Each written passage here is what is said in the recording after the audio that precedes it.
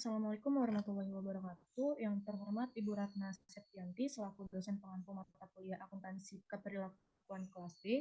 Di sini kami dari kelompok 3 akan mempresentasikan hasil diskusi kami mengenai fiksasi. Sebelumnya, izinkan saya memperkenalkan anggota kelompok saya. Yang pertama yaitu adik saya sendiri, yaitu Evin Saktia.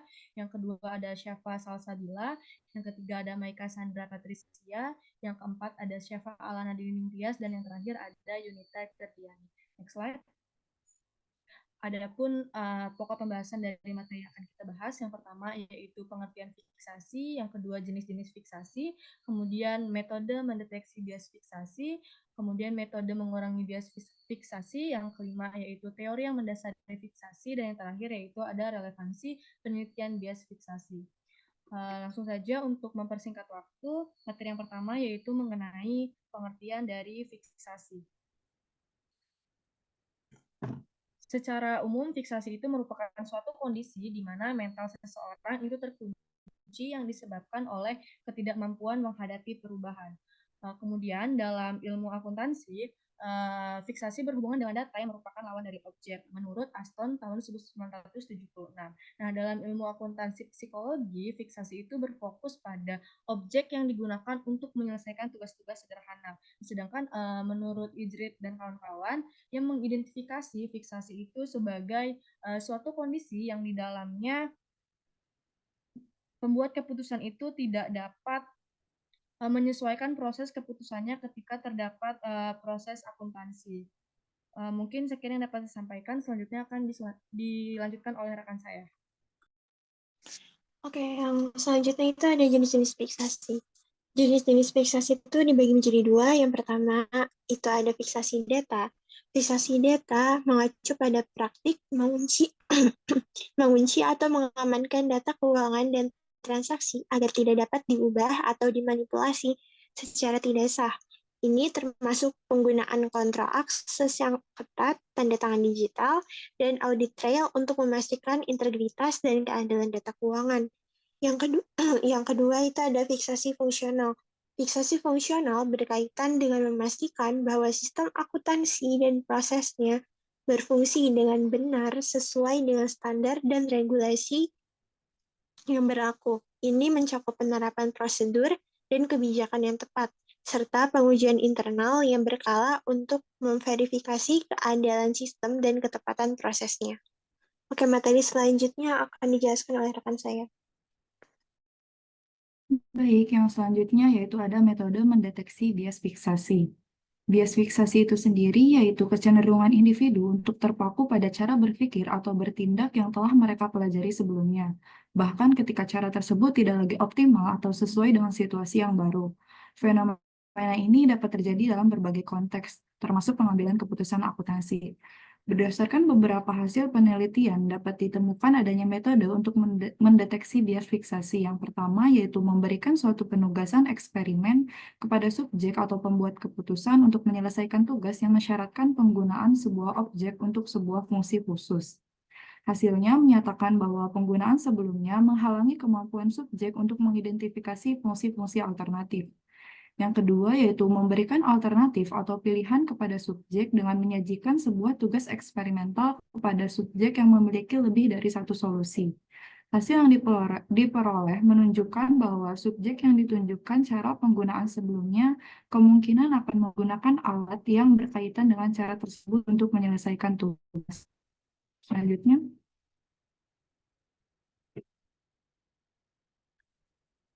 Selanjutnya ada metode mengurangi bias fiksasi. Di samping metode untuk mendeteksi bias fiksasi tadi, terdapat beberapa metode juga untuk mengurangi bias fiksasi. Yang pertama yaitu menstimulkan pembelajaran. Livingstone 1967 menyatakan bahwa laporan akuntansi multi-informasional akan menstimulasi pembelajaran dan akan mengurangi fiksasi fungsional. Beberapa contoh riset mengimplementasikan pembelajaran dengan memberikan latihan terhadap suatu penugasan tertentu dengan tujuan untuk meningkatkan kemampuan dan keahlian.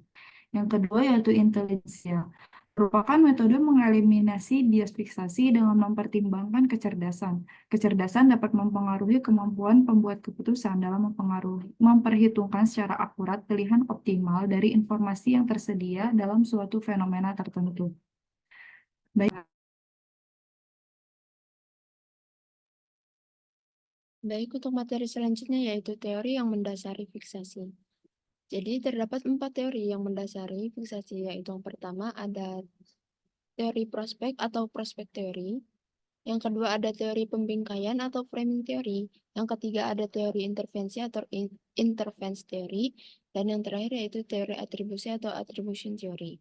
Baik, yang pertama yaitu teori prospek.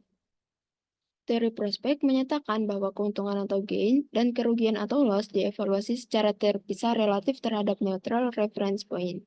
Teori prospek memprediksi bahwa individual cenderung menghindari risiko ketika mengevaluasi pilihan yang berada di atas reference point atau domain gain, dan cenderung bersikap mengambil risiko ketika mengevaluasi pilihan yang berada di bawah reference point atau domain loss. Yang kedua yaitu teori pembingkaian. Teori pembingkaian merupakan suatu fenomena yang menjelaskan bahwa pengambilan keputusan akan memberikan respon dengan cara yang berbeda pada masalah yang sama jika disajikan dalam format yang berbeda. Efek framing dalam kaitannya dengan fenomena fiksasi terutama berkaitan dengan cara penyajian informasi akuntansi, cara pengumpulan data, cara pemrosesan informasi, serta proses judgement dalam pembuatan keputusan. Yang ketiga yaitu teori atribusi. Atribusi dalam fenomena fiksasi merupakan suatu simpulan yang berkaitan dengan penyebab individual berperilaku tertentu.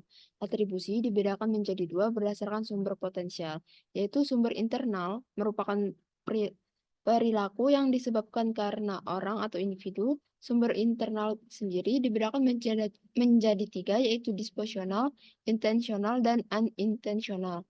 Serta yang kedua yaitu sumber eksternal, merupakan perilaku yang disebabkan oleh situasi. Atribusi terdiri atas 4 tahap menurut Gilbert dan Malone tahun 1995, yaitu situation perception, behavioral expectation, behavioral perception, dan attribution. Yang terakhir yaitu teori intervensi atau interference theory, muncul dari dua kemungkinan luaran atau outcome transfer of training.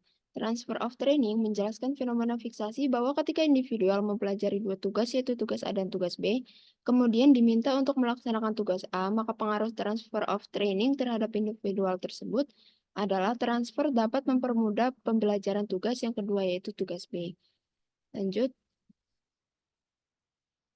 Baik, untuk materi selanjutnya akan disampaikan oleh rekan saya.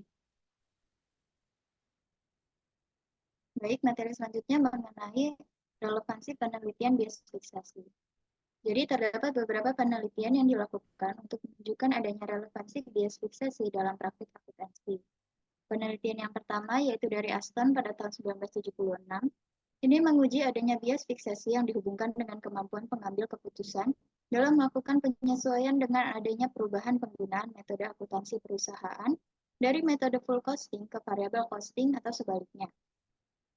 Penelitian yang kedua dari Leib dan Salterio pada tahun 2000, ini menghubungkan fenomena fiksasi dengan implementasi balance scorecard untuk mengetahui bagaimana keterbatasan kognitif pihak manajer dapat memberikan efek negatif terhadap perusahaan dalam mendapatkan keuntungan penuh dari informasi yang dimiliki.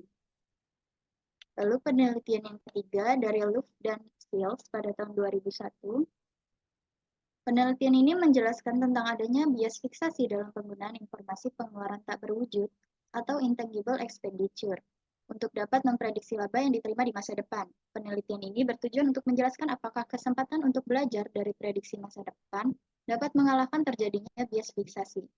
Penelitian yang terakhir dari Dilla dan Steinbart pada tahun 2005 menguji apakah pengambil keputusan yang telah mengikuti pelatihan dan memiliki pengalaman dalam mendesain strategi balance scorecard akan menggunakan ukuran umum dan unik ketika mengevaluasi kinerja dan memberikan bonus. Baik, mungkin segitu saja yang dapat saya sampaikan. Saya kembalikan ke moderator. Baik, demikian presentasi dari kelompok kami. Apabila ada kesalahan kami mohon maaf. Sekian saya akhiri. Wassalamualaikum warahmatullahi wabarakatuh.